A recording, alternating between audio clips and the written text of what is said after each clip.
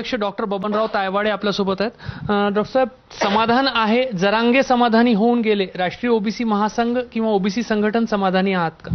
नक्कीच आम्ही समाधानी आहोत। आम्ही जो अभ्यास केला, आम्ही जे चिंतन मनन केलं या शासन निर्णयाचं, त्यामुळे आम्ही सुद्धा समाधानी आहोत। आणि मी हमखास सांगू शकतो की ओबीसीच्या आरक्षणाला कुठेही धक्का लागलेला नाही।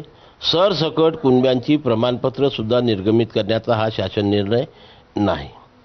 तर कारण असं की ज्या कुण्या व्यक्तीला कुणबी मराठा कुणबी किंवा कुणबी मराठा जातीचं प्रमाणपत्र हवं आहे, त्या व्यक्तीला जी सध्याची प्रचलित पद्धत आहे त्या पद्धतीमधूनच जायचं आहे। हैदराबाद गॅझेटेर लागू झाला तर मराठवाड्यामध्ये मोठ्या संख्येने मराठा समाजातील लोकांना ओबीसी प्रमाणपत्र मिळण्याचा मार्ग सुकर होऊन जाईल असं म्हटलं जातं। हा सुद्धा जी शासन निर्णय जो काढलेला आहे तो हैदराबाद गॅझेटियरच्या बाबतीत काढलेला आहे। हैदराबाद गॅझेटियरमध्ये वैयक्तिक नोंदी नाहीत। पॉईंट नंबर 1, यावर्षी एवढे कुणबी होते, एवढे मराठा होते, एवढे हाच आकडा दिलेला आहे। त्या आकड्याच्या आधारे काही प्रूव्ह होऊ शकत नाही।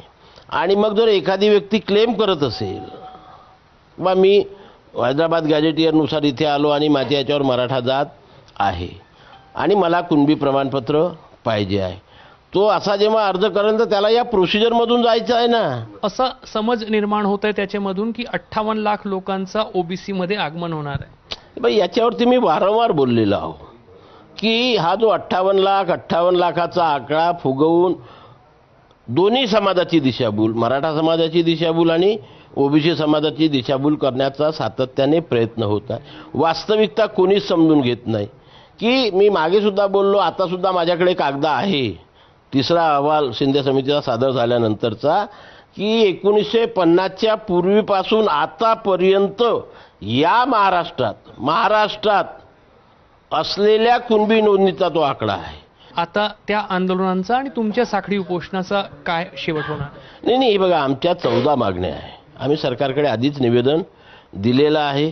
त्याच्यावरती सरकारने अजून कुठल्याही प्रकारची भूमिका घेतलेली नाही। त्याच्यावर सरकार जोपर्यंत भूमिका घेत नाही, आमच्याशी चर्चा करत नाही, आमचं समाधान करत नाही, या मागण्या मान्य करत नाही, तोपर्यंत आमचं हे आंदोलन सुरू राहणार। सरकारने आमच्याशी चर्चा करावी, त्यानंतरच आंदोलनाची पुढची दिशा जी आहे ती ओबीसी महासंघाकडून ठरवण्यात येणार आहे। कॅमेरामॅन अतुल हिरडेसह रजत वशिष्ठ, एबीपी माझा, नागपूर।